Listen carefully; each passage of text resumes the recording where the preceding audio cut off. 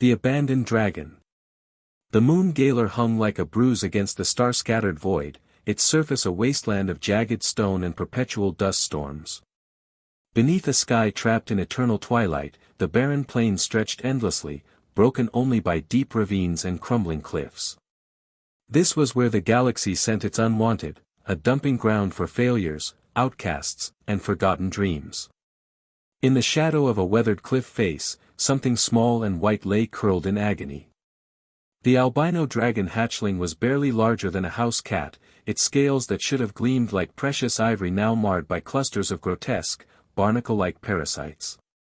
Each creature had burrowed deep into the tender flesh, feeding on the dragon's life force with relentless hunger.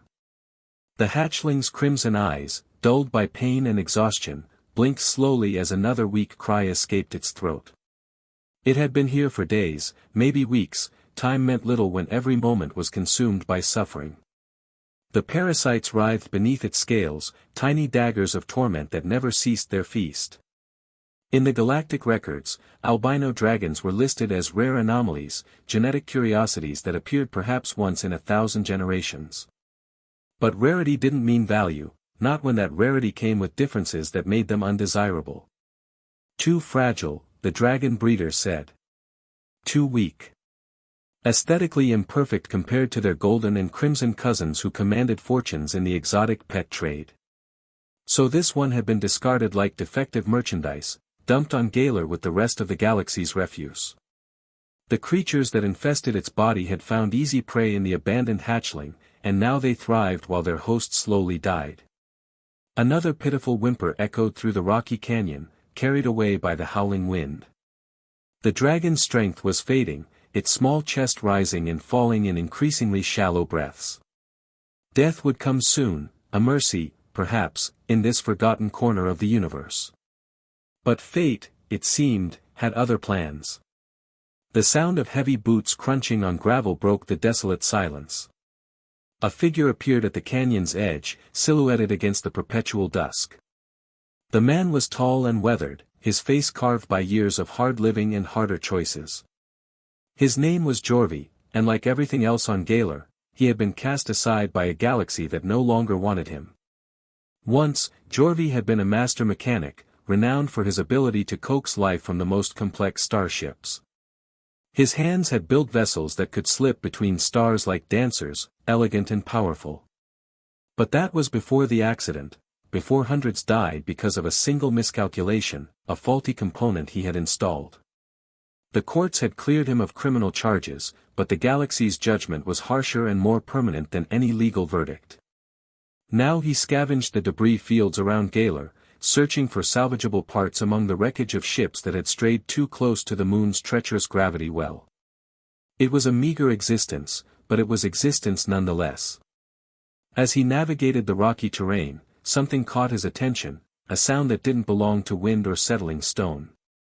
Jorvi paused, his scarred hands tightening on the handle of his salvage bag.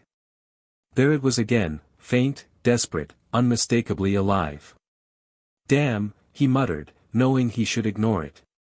Galar was full of dying things, and getting involved never led anywhere good. But the sound pulled at something in his chest, some long-buried instinct he thought had died with his reputation. Following the cries, Jorvi made his way down into the canyon. When he finally spotted the source, his breath caught in his throat. The small white dragon lay in a pitiful heap, its body trembling with each labored breath. The parasites covering its scales were like nothing he'd seen before, alien and hungry, pulsing with their own sickening life. "What the hell?" Jorvi whispered, crouching down slowly. The dragon's eyes fixed on him, wide with pain and the faintest glimmer of hope. "Who would do this to you?" But even as he asked the question, he knew the answer. The galaxy was full of cruelty, and creatures like this one, different, vulnerable, imperfect, were always the first to suffer. Jorvi reached into his pack and pulled out a small diagnostic scanner, the same tool he used to assess damaged ship components. As he ran it over the dragon's body, the readings made his stomach turn. Millions of parasites, each one burrowing deeper into the creature's flesh. Left untreated, it would be dead within hours. For a long moment, Jorvi stared at the dying dragon, conflict raging in his mind. He could walk away. Should walk away. He owed nothing to anyone, least of all a creature the galaxy had already abandoned. But as he looked into those crimson eyes, something inside him cracked open, a wound he'd kept carefully sealed for years. "All right, kid," he said softly, his voice gentler than it had been in a long time. "Let's see what we can do." The dragon's eyes fluttered closed as Jorvi carefully lifted it, trusting the stranger in a way that spoke to some deep, instinctive knowledge. For the first time in years, the old mechanic felt something he'd thought lost forever: purpose. An unlikely rescue. Jorvi's workshop was a testament to a lifetime of mechanical obsession, shelves lined with salvaged components, workbenches cluttered with half-assembled devices, and the ever-present smell of engine oil and ozone from welding torches. It wasn't much, but it was home, carved out of a natural cave system that provided shelter from Galar's harsh storms. He laid the dragon gently on his main workbench, clearing away circuit boards and servo motors to make space.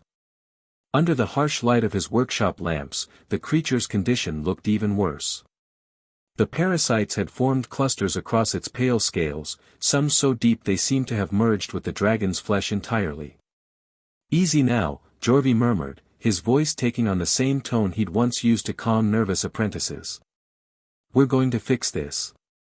The dragon's eyes opened at the sound of his voice, watching him with an intelligence that seemed far too ancient for something so young. It didn't struggle as Jorvi began his examination, as if it understood that this gruff stranger was its only hope.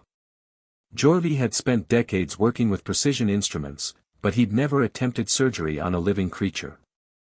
The parasites were unlike anything in his experience, part biological, part something else entirely. They pulsed with their own rhythm, and when he tried to remove the first one, it burrowed deeper, causing the dragon to cry out in pain. "Son of a..." Jorvi stopped himself, running a hand through his graying hair. This was going to be harder than he thought. But giving up wasn't an option, not with those trusting eyes watching his every move. He modified a micro-welder, reducing its power to the lowest possible setting. If he could cauterize the parasite's feeding tubes without damaging the dragon's scales. It was delicate work, requiring the same steady hands that had once aligned quantum drives on starships worth more than some planets. Hours passed in intense concentration. Sweat beaded on Jorvi's forehead as he worked, removing each parasite with painstaking care. The dragon bore the pain with remarkable stoicism, only the occasional whimper escaping its throat. Every time Jorvi thought he might be causing more harm than good, those crimson eyes would fix on his face, and he'd find the strength to continue. "You're tougher than you look," he told the dragon as he extracted a particularly stubborn cluster. "Reminds me of an old Corvette I worked on once, held together by willpower and spare parts, but it had more heart than ships 10 times its size." The dragon made a soft sound that might have been agreement, and Jorvi found himself smiling for the first time in months. As dawn approached, though it was hard to tell on a world where the sun never properly rose, Jorvi finally removed the last parasite. The dragon's scales were torn and bloodied, but they were clean. He applied a healing gel he'd originally formulated for repairing synthetic skin on maintenance androids, hoping it would work on biological tissue as well. The dragon's breathing had steadied, and its eyes were brighter now, though exhaustion weighed heavily on both of them. Jorvi slumped in his chair, his back aching from hours of hunching over the workbench. "Well," he said, his voice hoarse with fatigue, "that's the best I can do. Rest of it's up to you." As if understanding his words, the dragon struggled to lift its head. For a moment, their eyes met, the old mechanic and the abandoned creature, and something passed between them. An understanding, perhaps. A recognition that they were both outcasts, both forgotten by a galaxy that had no use for them. "You're going to need a name," Jorvi said eventually. "Can't keep calling you dragon forever." He studied the creature's pale scales, now showing hints of the ivory luster they should have had. "How about Asher?" "It means, born of fire, in some old Earth language." "Seems fitting." The dragon, Asher, made a soft trilling sound that Jorvi chose to interpret as approval. The old mechanic chuckled, shaking his head at the absurdity of it all. Here he was, having a conversation with a creature that couldn't even speak, and it felt more natural than any interaction he'd had with another sentient being in years. But their moment of peace was short-lived. The communication console in the corner of the workshop began beeping insistently, its screen flashing with an incoming transmission. Jorvi's expression darkened as he recognized the encryption signature. "Of course," he muttered, accepting the call with obvious reluctance. The screen filled with the image of a man whose sharp features and cold smile spoke of someone who enjoyed others' discomfort. Vexer, former colleague, current enemy, and all-around parasite in human form. "Jorvi, old friend," Vexer's voice dripped with false warmth. "I heard the most interesting rumor. Something about a certain albino dragon found on Galar. Quite the coincidence, don't you think?" Jorvi's hand moved protectively toward Asher, who had begun to tremble at the sound of the stranger's voice. "Don't know what you're talking about." "Come now," Vexer continued, his smile widening. "We both know how valuable such a creature would be. The consortium has standing bounties on genetic rarities, and an albino dragon, well, that could set a man up for life. The consortium, the galaxy's most powerful crime syndicate, masquerading as a legitimate trade organization. They dealt in everything from weapons to slaves, and they had connections that reached into the highest levels of galactic government. If they wanted Asher, there would be nowhere to hide." "Leave it alone, Vexer," Jorvi warned, his voice carrying the weight of old threats and older grudges. "I'm afraid I can't do that," Vexer replied smoothly. "I'll be seeing you soon, old friend. Very soon." The transmission ended, leaving Jorvi alone with his fears and a growing sense of protectiveness he hadn't felt in years. He looked down at Asher, who was watching him with those intelligent eyes, and made a decision that would change both their lives forever. "Looks like we're in this together now, kid," he said softly. "And I'll be damned if I let them take you without a fight." Healing and hope. The days following Vexer's transmission passed in a tense routine of healing and preparation. Asher's recovery was remarkable. Whatever alien biology flowed through the dragon's veins seemed designed for rapid regeneration. The wounds where the parasites had burrowed began to close, and his scales gradually regained their lustrous ivory sheen. Jorvi found himself spending more time watching his unexpected companion than working on salvage. The dragon was endlessly fascinating, sometimes moving with the awkward clumsiness of a hatchling, other times displaying an almost preternatural intelligence that made Jorvi wonder what thoughts lurked behind those crimson eyes. "You understand more than you let on, don't you?" Jorvi said one morning as he prepared breakfast. He'd been talking to Asher more frequently, finding the dragon to be a better listener than most humans he'd known. "Sometimes I swear you're following every word." Asher tilted his head, making a soft chirping sound that had become his way of acknowledging Jorvi's words. The old mechanic had fashioned a makeshift bed from salvaged ship padding, and the dragon had claimed it as his own, though he seemed to prefer perching on the workbench while Jorvi tinkered with various projects. Trust was building between them, fragile but real. Asher no longer flinched when Jorvi approached, and had even begun following him around the workshop with the devoted attention of a loyal pet. But Jorvi sensed there was more to their connection than simple gratitude, something deeper, more fundamental. It was during one of these quiet moments that Jorvi made a discovery that changed everything. He'd been examining a piece of crystalline tech salvaged from a recent wreck when Asher suddenly perked up, his eyes fixed on the device with intense interest. Without warning, the crystal began to glow, responding to the dragon's proximity. "Well, I'll be damned," Jorvi whispered, watching as the crystal's inner light pulsed in rhythm with Asher's breathing. "You're not just any dragon, are you?" He'd read about it in old xenobiology texts. Certain rare dragons possessed what scientists called technoempathy, the ability to interface directly with electronic systems. It was considered a myth by most, but the evidence was literally glowing in his hands. "No wonder they wanted to get rid of you," Jorvi said softly. "You're not defective, you're evolved." The implications were staggering. If Asher could interface with technology, he was worth more than Jorvi had imagined. But not in the way Vexor or the consortium would value him, not as a commodity to be sold, but as a partner, an equal. Their bond deepened over the following days as Jorvi began teaching Asher about the various systems in his workshop. The dragon showed an eager intelligence, quickly learning to distinguish between different types of circuitry and even helping with simple repairs by using his natural abilities to diagnose problems that would have taken Jorvi hours to locate. But their peaceful routine couldn't last forever. On the 7th day after Vexor's call, Jorvi's proximity sensors detected multiple ships entering Galar's orbit. He'd been expecting this, but the reality still sent a chill down his spine. "Time's up, kid," he told Asher, who seemed to sense the danger even before Jorvi explained it. "They're coming for you." The dragon's response surprised him.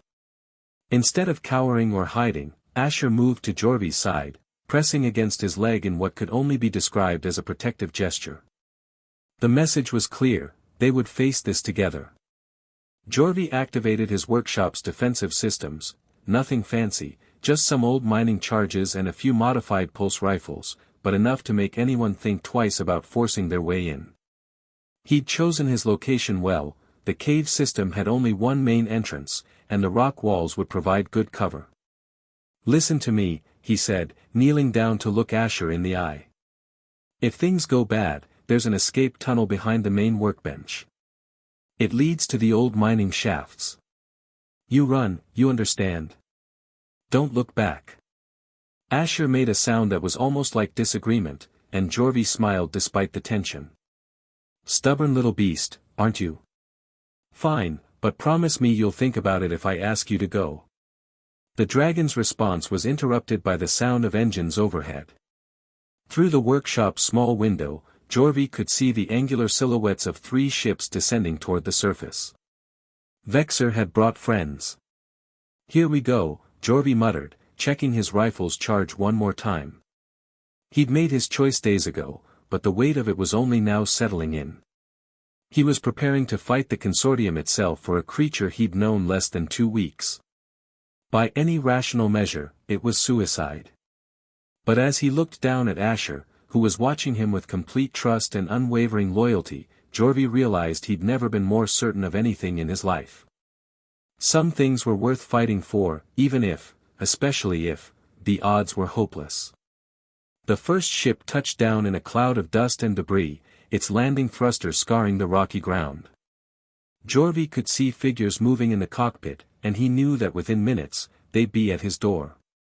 "Whatever happens," he told Asher quietly, "you're not going back to being someone's discarded mistake. I promise you that." The dragon's response was a low rumble that vibrated through the workshop floor, not a sound of fear, but of determination. They were both outcasts, both forgotten by a galaxy that saw no value in them. But they had found value in each other, and that was something worth defending. Outside, boots crunched on gravel as Vexor's people began their approach. The real test was about to begin. Dangerous enemies. The knock on Jorvi's workshop door was almost polite, 3 measured raps that echoed through the chamber like a death knell. Asher immediately tensed, his scales shifting from ivory to a deeper, more metallic hue that Jorvi had never seen before. The dragon's natural camouflage, perhaps, triggered by mortal danger. "Jorvi," Vexor's voice carried easily through the reinforced door. "I know you're in there. Let's make this easy for both of us." "Nothing's ever easy with you, Vexor," Jorvi called back, his rifle trained on the entrance. "Why don't you and your friends head back to whatever rock you crawled out from under?" A low chuckle answered him. Still the same old Jorvi, stubborn to the end. "But you see, I've brought some associates who are very interested in your little pet. The consortium doesn't like to be kept waiting." The workshop's defensive sensors detected at least 6 heat signatures outside, arranged in a tactical formation that spoke of military training. These weren't simple bounty hunters, they were professionals, the kind the consortium employed when they wanted something badly enough to kill for it. "Here's how this works," Vexor continued. "You hand over the dragon, and we'll leave you be. You've caused enough trouble already without adding obstruction of galactic commerce to your list of crimes. Jorvi felt Asher press closer to his leg, the dragon's body radiating tension. And if I refuse? Then we take it anyway, and well, accidents happen on frontier worlds like Galar. Rock slides, equipment failures, the usual hazards of living alone in the middle of nowhere. The threat was clear enough. Jorvi had expected as much. The consortium didn't build its reputation by accepting no for an answer. But he'd also had a week to prepare, and years of guilt had finally crystallized into something approaching determination. Here's a counteroffer, Jorvi shouted back. You have 10 seconds to get off my property before I show you what happens when you threaten a master mechanic in his own workshop. The response came in the form of a plasma bolt that melted through the door's locking mechanism like butter. The heavy barrier swung open, revealing Vexor flanked by 5 heavily armed mercenaries. His smile was as cold as the space between stars. "Hello, old friend," he said, stepping into the workshop with casual confidence. "I see you've made some improvements to the place." Jorvi kept his rifle trained on Vexor while tracking the positions of the other intruders. The workshop's layout gave him some advantage. Narrow passages and cluttered workbenches would limit their movement, but 6 against 1 were not good odds by any measure.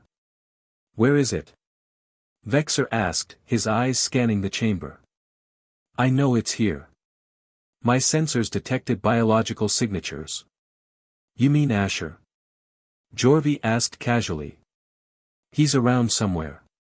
Probably hiding from the smell of your cologne." Vexor's expression darkened at the mention of a name. "You named it? How wonderfully sentimental. But names don't change what it is, a valuable commodity that belongs in the hands of people who can appreciate its worth." "Its worth?" Jorvi's anger flared. "You mean its price? Everything's for sale with you people, isn't it?" "Of course it is," Vexor replied with genuine puzzlement. "That's how the galaxy works, Jorvi. Everything has a value, and everything can be bought or sold. Even broken-down mechanics and defective dragons." The insult was calculated to provoke a reaction, and it worked. Jorvi's finger tightened on his rifle's trigger, but before he could fire, one of the mercenaries called out from near the main workbench. "Found it, boss." Jorvi's heart sank as he saw Asher cornered behind a pile of salvaged components, his small form barely visible in the shadows. The dragon's eyes were wide with fear, but he didn't try to run. Instead, he looked directly at Jorvi, waiting for direction. Well, Vexor said, moving closer to examine his prize.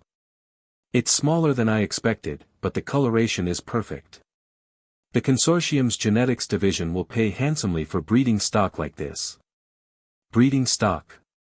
The words hit Jorvi like a physical blow. "You're talking about enslaving a sentient being." "Sentient?" Vexor laughed.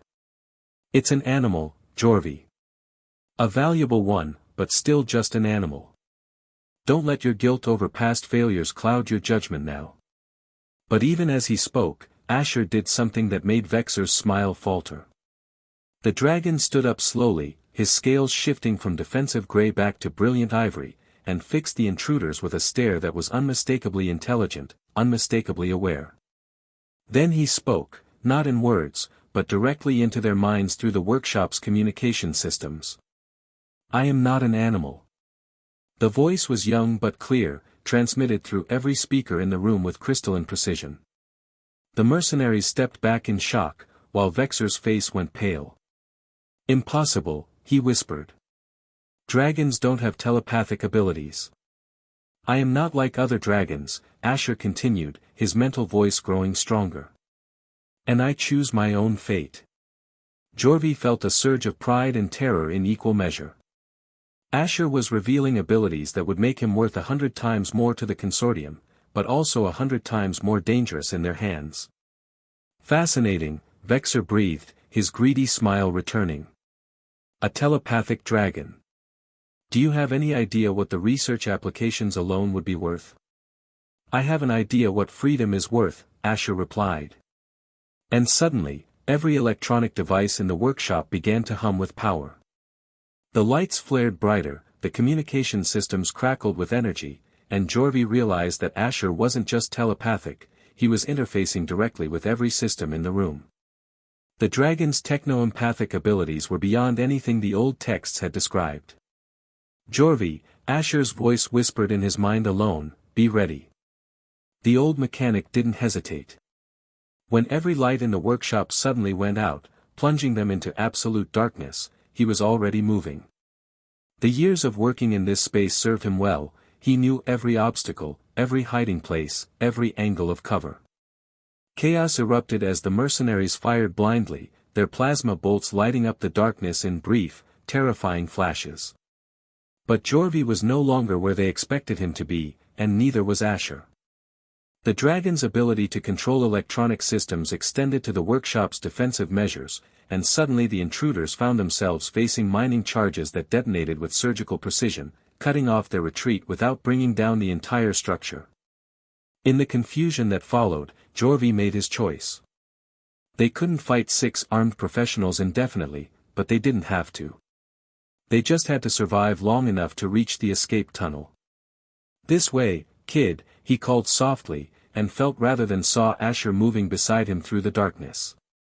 Behind them, Vexor's voice rose in fury above the chaos. Find them. They can't have gone far. But Jorvi and Asher were already gone, vanished into the labyrinthine mining tunnels that honeycombed Galar's interior. The real chase was just beginning. Freedom and new beginnings. The mining tunnels beneath Galar stretched for kilometers in every direction, a maze of abandoned passages carved out by automated diggers decades before the moon was written off as unprofitable. Jorvi had mapped most of them during his years of scavenging, but he'd never been more grateful for that knowledge than now. Behind them, the sounds of pursuit echoed through the tunnels, boots on stone, shouted orders, the harsh beam of tactical lights cutting through the darkness. Vexor's mercenaries were systematic in their search, but they didn't know the underground networks like Jorvi did. Are you certain about this path? Asher's voice whispered in Jorvi's mind, their mental connection having grown stronger during their flight. Trust me, kid, Jorvi replied softly, leading them through a narrow passage that would take them deeper into the moon's interior. I've got an idea, but we need to reach the old mining control center first. They moved in silence for what felt like hours, the sounds of pursuit gradually fading behind them. Jorvi's plan was risky, maybe suicidal, but it was their only chance. If they could reach the control center, Asher's abilities might give them the edge they needed. The chamber they eventually found had once been the nerve center for Galar's mining operations. Banks of dormant computers lined the walls, their screens dark and lifeless. But Jorvi knew that the main systems were only sleeping, waiting for someone with the right knowledge to wake them up. This is it, he said, moving to the central console. The entire mining network is controlled from here, or was, back when anyone cared about this place. Asher approached the nearest terminal with obvious curiosity, his scales shimmering as he extended his natural senses into the electronic systems. These machines, they're dreaming, he said with wonder. So many connections, so much potential. Can you access them? Jorvi asked, his fingers dancing over manual controls he hadn't touched in years. If we can activate the automated mining systems, we might be able to. A new voice cut through their conversation, amplified by hidden speakers throughout the control center. Very clever, Jorvi. I have to admit, I didn't think you had it in you. Vexor's image appeared on the main screen, transmitted from somewhere else in the tunnel network. His smile was as cold as ever, but there was a new edge of frustration in his eyes. Did you really think you could hide in these tunnels forever? He continued. My people have sealed every exit. It's over.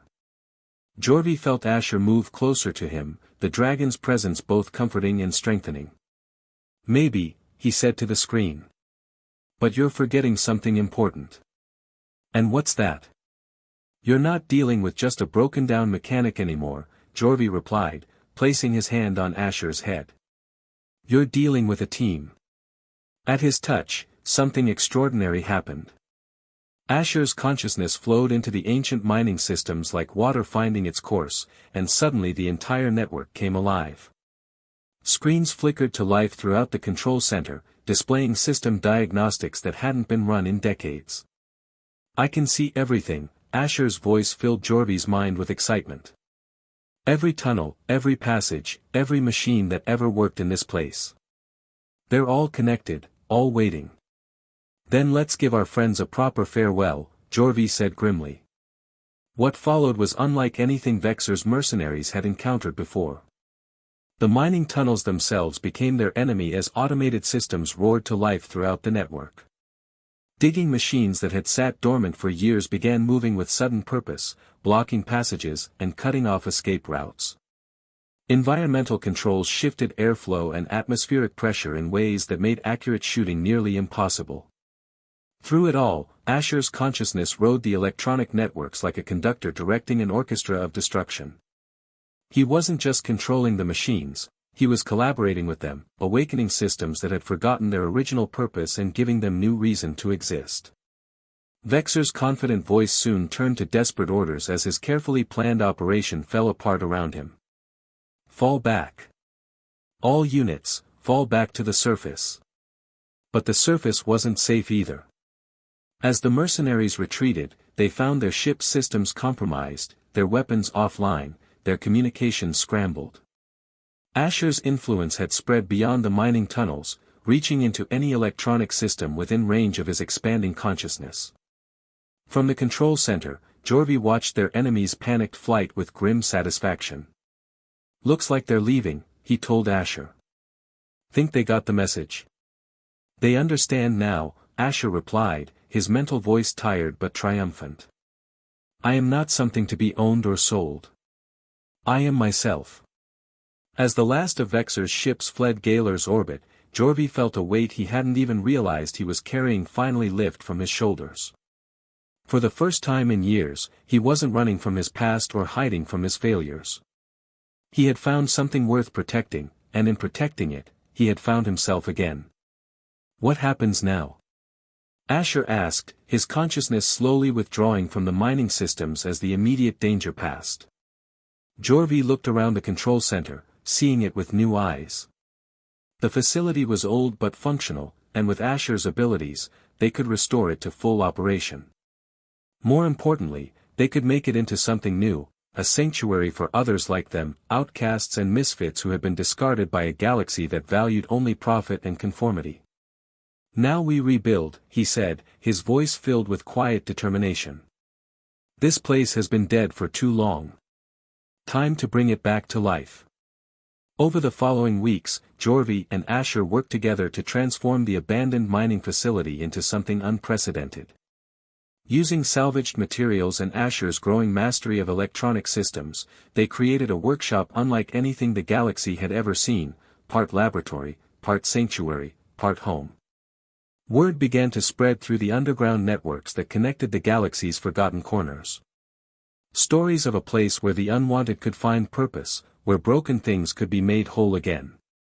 Slowly, others began to arrive on Galar, refugees, outcasts, those fleeing the consortium's expanding influence. Each new arrival brought their own skills and stories. A former ship's engineer who had been blacklisted for refusing to install slave circuits.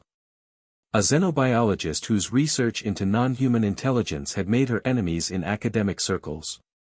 A family of traders whose ethical business practices had made them targets for elimination. Together, they built something the galaxy hadn't seen in generations, a true community based on cooperation rather than exploitation, on acceptance rather than judgment. Asher became their link to the electronic world, his abilities growing stronger with each passing day as he learned to interface with systems across multiple star systems. But perhaps most importantly, Jorvi found peace. The guilt that had driven him to Galar's desolate surface began to fade, replaced by a sense of purpose he had thought lost forever. In saving Asher, he had discovered that redemption wasn't about forgetting the past, it was about choosing to build a better future. One evening, as they watched the sunset paint Galar's perpetual twilight in shades of gold and crimson, Asher shared a thought that had been growing in his mind. The galaxy is vast, he said, his mental voice filled with quiet wonder. There must be others like us, beings who have been cast aside, forgotten, deemed worthless. Perhaps it's time we found them. Jorvi smiled, understanding immediately what his friend was suggesting. They had built a sanctuary on Galar, but sanctuaries were meant to be more than hiding places. They were meant to be launching points for something greater. A rescue mission, he mused aloud. Sounds dangerous. Sounds impossible. Sounds like exactly the kind of trouble we should be getting into. Then we're agreed? Asher asked, and Jorvi could sense the dragon's excitement even without their mental link. We're agreed, Jorvi confirmed. But first, we'll need a ship. Something fast, something that can go places the consortium would rather we didn't. As if summoned by his words, a familiar hum filled the air above them. A small craft descended through Galar's atmosphere, its design sleek and unfamiliar. It touched down near their workshop with barely a whisper, and the pilot who emerged was someone Jorvi had never expected to see again. Hello, Uncle Jorvi, the young woman said, removing her flight helmet to reveal features that were unmistakably familiar. I heard you might be in need of a good pilot. It was Kira, his brother's daughter, the one family member who had never stopped believing in his innocence. She had spent years searching for him, following rumors and whispered stories through the galaxy's underworld. I also heard, she continued with a grin that reminded him painfully of her father, that you've been making some very powerful enemies. Thought you might like some help evening the odds. Jorvi looked from his niece to Asher, who was regarding their new arrival with obvious approval, then back to the sleek ship that represented possibilities he had barely dared to imagine. The galaxy was vast and often cruel, but it was also full of beings who deserved better than the fate that had been handed to them. With Asher's abilities, Kira's piloting skills, and his own knowledge of the systems that held the galaxy together, they might actually be able to make a difference. Well then, Jorvi said, feeling more alive than he had in years, I suppose it's time we got started. As the three unlikely companions walked toward Kira's ship, planning their first mission to rescue another forgotten soul from the galaxy's margins, Asher's voice whispered in both their minds with quiet satisfaction. This is just the beginning. Above them, the stars wheeled in their ancient patterns, indifferent to the small dramas playing out on distant worlds. But on Galar, in a workshop carved from living rock and powered by hope as much as technology, something new was being born. A movement, perhaps. A revolution of compassion in a galaxy that had forgotten what the word meant. And at its heart, an unlikely friendship between a disgraced mechanic and an abandoned dragon, two outcasts who had found in each other the strength to become something greater than the sum of their broken parts. The end.